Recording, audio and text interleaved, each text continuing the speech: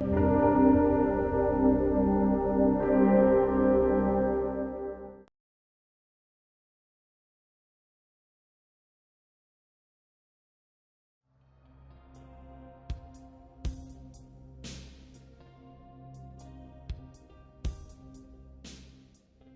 wasn't even thinking, when I was in Amsterdam, of doing a project about Skid Row. I was in Los Angeles for a holiday and I just bumped into the subject. But I didn't even know what Skid Row was.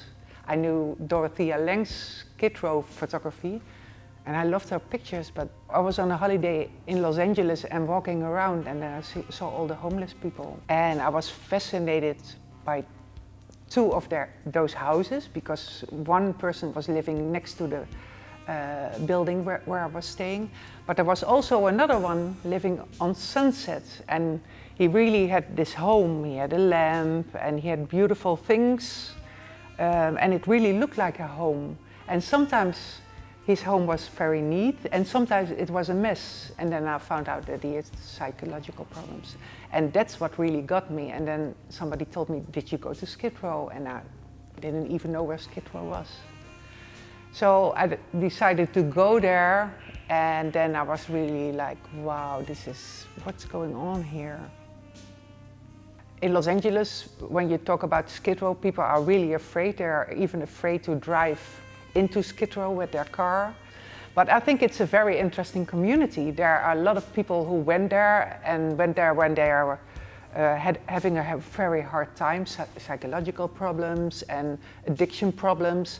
But a lot of them, because there's so much help, and the people who are helping there are former addicts, and they really know what's going on. So when they get their life back together, they want to stay there, a lot of them, because they made friends there, and I think they are afraid to get lonely again or something like that.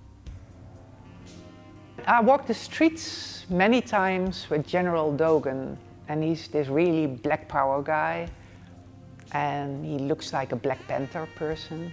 And the first years I was walking around, and I think he kept me on a distance. He was more like, who are you and what are you doing?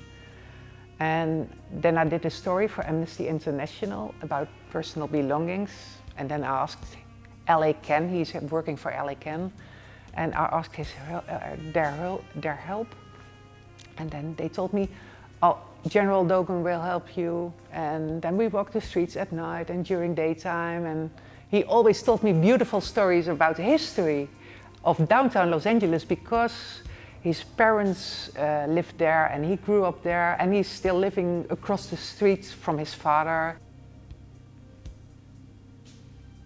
I encountered friction between the Mexicans and the African Americans on Skid Row, but a lot of the Mexicans worked for the police and African Americans were living on the streets. And what they told me was this was a friction that started in prison, because a lot of the people who are living on Skid Row went to prison, and that was the place where the problems started.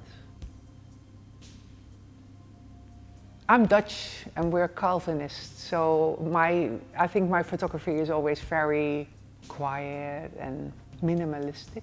I like to get close to them. I like to photograph the details, and that's probably my fashion background. What I really like is to capture the neighborhood, the feeling of the neighborhood. And for me that was the personal belongings, but also the way the people lived and how they put the things together. But also the architecture, because people in Holland don't know what downtown LA looks like, what Skid Row looks like. There's one person in the book that's asleep, but first I asked her, and then she said, oh, she agreed, and then I took a picture from her, and I didn't like the picture because she looked like a wild animal. She was very high at that moment. And then another day I saw her and she was asleep on the pavement, and she looked innocent, but it wasn't this wild, crazy woman. It was more a human person that was laying there, and that's what I like much better. I think a lot of the people on Skid Row are mistreated because they think they are stupid, and I never hear very many positive words about people from Skid Row. And they are just people like you and me. I always thought I can end up on a place like Skid Row. Life can be very hard, and when it hits you very hard, I can imagine that you can get psychological problems or something like that and then end up on the streets.